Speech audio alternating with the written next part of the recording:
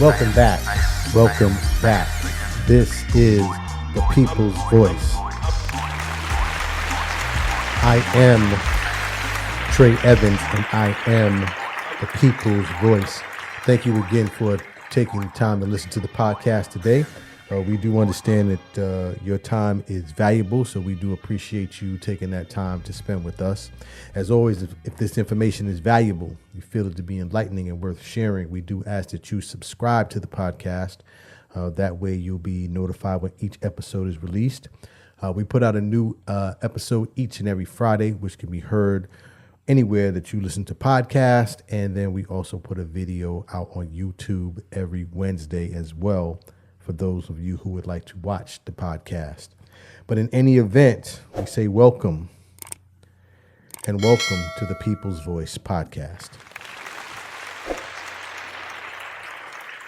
So today, I want to get into the topic of legislation that is currently in effect in a couple of states, but it is legislation that is primed to start to become a nationwide policy.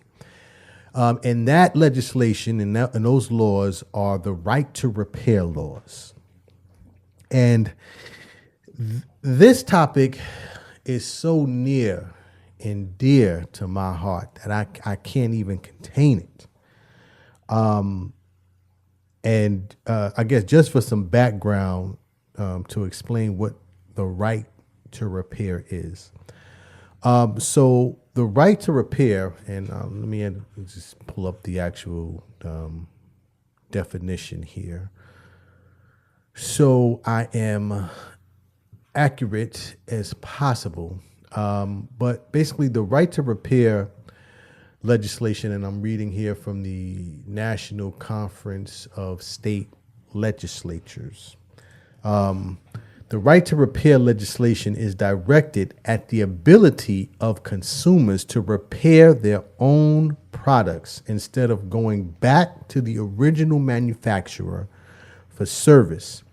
The right to repair legislation includes bills addressing specific products like wheelchairs and those targeting broader categories such as medical, digital, and even agricultural equipment. The measure often includes language on what tools, parts, software, or instructions manufacturers should provide to independent repairers or product owners so they may repair their own product. Oh man, when I tell you, I literally was reading through this and almost came to tears because for those of you who don't know, and many of you don't know, I am a diehard DIY person. When I tell you do it yourself was made, I mean, in the definition for DIY, it just should be a picture of me.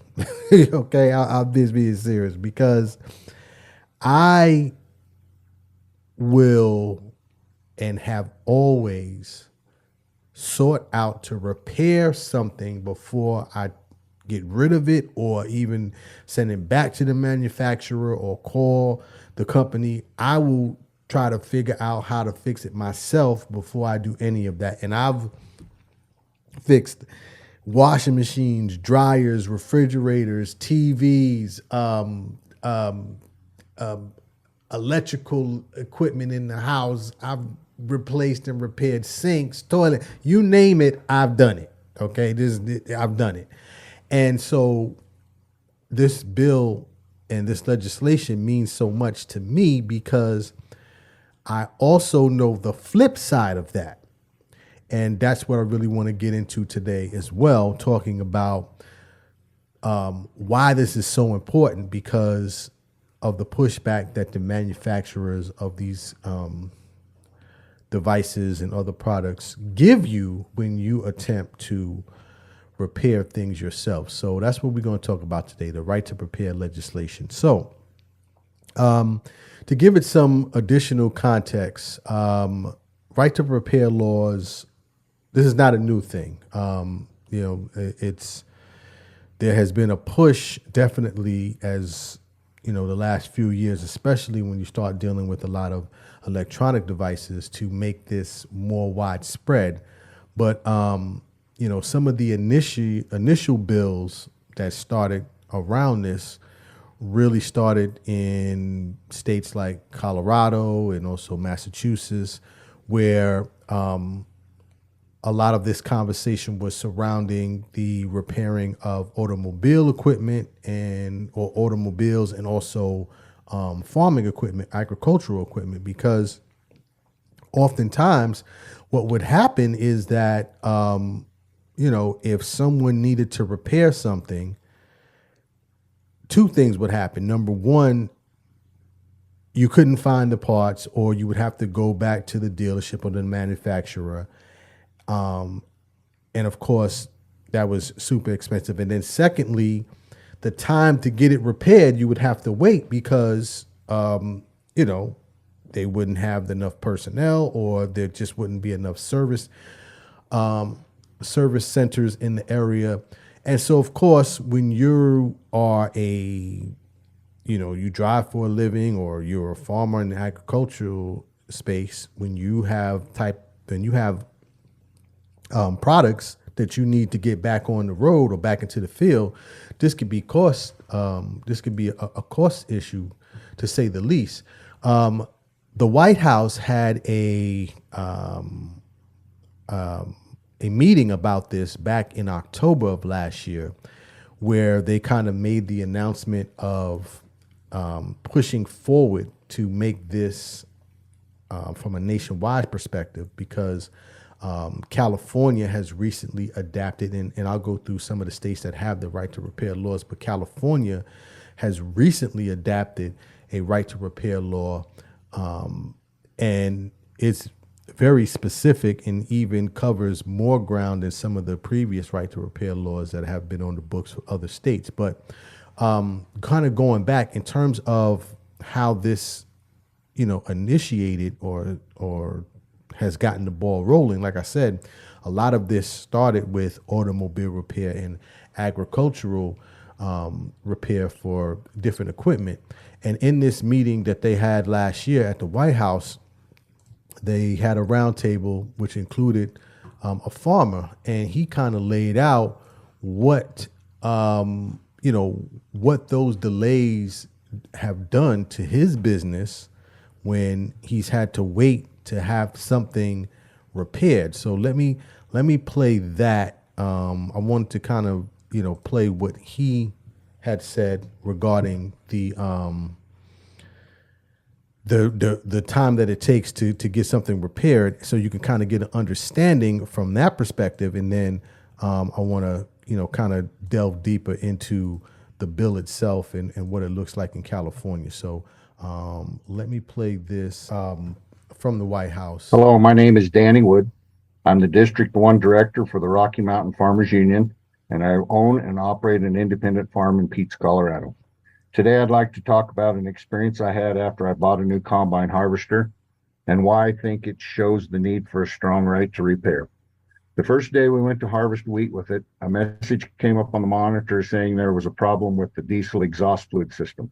We called the servicing dealer and were told it would be 5 days before they could come look at it. When harvesting your crop is your sole source of income, this is completely unacceptable. Now, and I'm stopping it there just for commentary purposes, but this is a prime example of why right to repair is so important. And I'm gonna just play this a little bit further, then I'll jump back into it on the consumer level. Obviously, Danny is a farmer, he's a business owner, but I'm gonna then talk about the California law that's gonna go into effect in July, and then why this is so important. But let me finish playing this from Danny the farmer. When the technician finally arrived, he found it was a cracked set of tubes that was keeping the engine from running properly. I asked if he had the tubes to replace and repair the machine and was told no. I asked if they had the tubes at their dealership and was told no. I asked if he could come right back after they got the tubes and install them, which was going to be 4 days before they came in. And I was told no, that I'd have to reschedule another service call after they came in. That would have. And I'm stopping it one more time. Anybody who has had a car or just a device in your home, your washer, your dryer, your refrigerator, we've all experienced this. So, but let me finish this. Then another 5-day wait for a total of 14 days that the combine would have been sitting still. These new combines can harvest 200 acres per day. Multiply that by 50 bushels per acre for 10,000 bushels a day. Multiply that by $8 per bushel, and that is a loss of $80,000 per day. A severe storm could come in any day and wipe out your whole crop, so we can't risk waiting around. And that is, and I'm kind of giving the backdrop because, again, initially these right to repair laws were born off the backs of some of these type of cases that you're hearing here, such as this farmer who, is pushing for nationwide right to repair legislation because of situations such as that.